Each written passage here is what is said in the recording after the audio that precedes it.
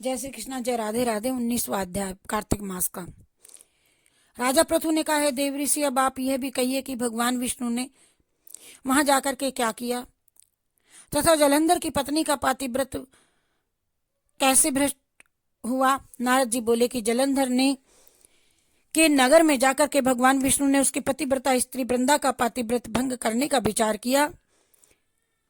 वह उसके नगर में एक उद्यान में जाकर के ठहर गए और रात में उसको स्वप्न दिया कि उसकी माया अद्भुत कार्य पद्धति थी। और फिर उनकी माया द्वारा जलंधर पत्नी पतिव्रता वृंदा ने रात में यह सपना देखा कि उसका पति नग्न होकर के सिर पर तेल लगाए महिष पर चढ़ा हुआ है। वह काले रंग के फूलों की माला पहने हुए है और उसके चारों ओर को हिंसक जीव हैं।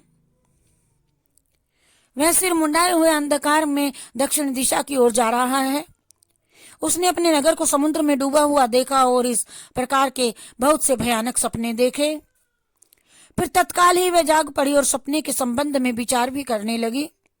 सोचने लगी कि इतने में उसने सूर्य को उदय होते हुए देखा तो उसमें उसे एक छिद्र दिखाई दिया तथा वह कांतिमान था, कांतिहीन था और इसे उसने अनिष्ट समझा अपना।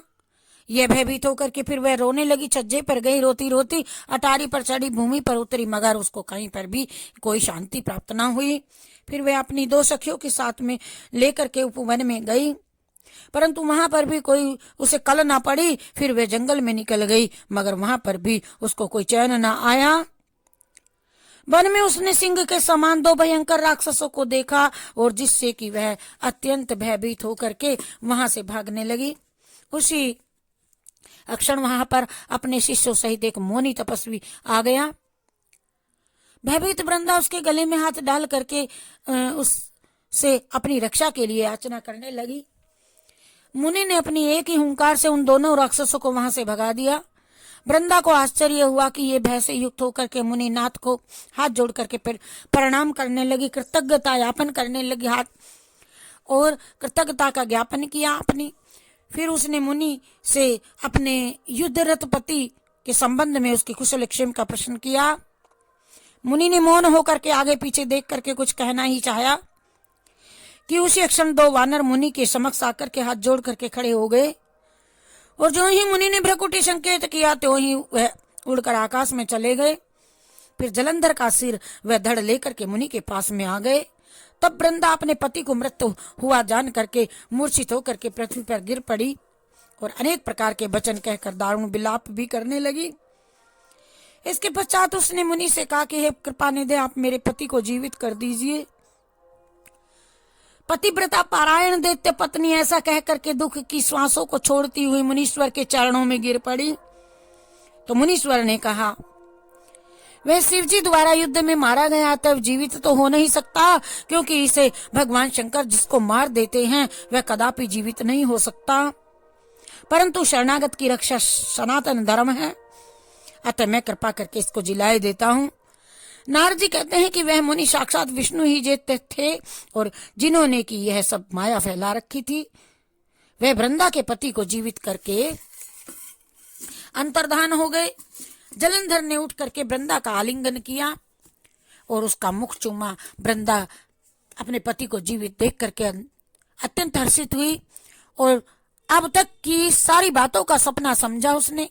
इसके पश्चात वृंदा से काम हो बहुत दिनों तक उन्हीं के साथ में अपने पति के साथ जब विहार करती रही। फिर एक दिन उसने सूरत एवं संभोग काल में के अंत में भगवान विष्णु को पहचान लिया और अतः उन्हें ताड़ित करती हुई बोली, हे विष्णु, हे पराई स्त्री से गमन करने वाले विष्णु, विष्णु तुम्हारे शील को धिक्कार है, मैंने जान लिया है, वह तो मायावी तपस्वी तुम ही थे। हे राजन, ऐसा कहकर के परम क्रुद्ध हो पति व्रता वृंदा ने अपने तेज को प्रकट करते हुए शांत किया और विष्णु जी को श्राप दिया, जो तुमने अपनी माया से वे दो राक्षस मुझे दिखाए थे, वही दोनों राक्षस किसी न किसी समय तुम्हारी स्त्री का हरण करेंगे और उसके विरह में दुखी होकर के तुम वानरों की सहायता से बन बन में भ्रमते फिरोगे। और ये सर्वेश्वर जो इस समय तुम्हारा शिष्य बना है वह तुम्हारा साथी रहेगा। ऐसा कहकर के पतिव्रता वृंदा भगवान विष्णु के लाख मना करने पर भी अग्नि में प्रवेश कर गई। ब्रह्मा आदि देवता आकाश से उसका प्रवेश देखते रहे। वृंदा के शरीर का तेज भी पार्वती के शरीर में चला गया और आकाश से जय जयकार शब्द होने लगा। पतिव्रत धर्म के प्रभाव से वृंदा ने मुक्ति प्राप्त की। जय श्री कृष्णा, जय श्री कृष्णा, जय श्री कृष्णा। कृष्णार्पणमस्तु, शिवार्पणमस्तु।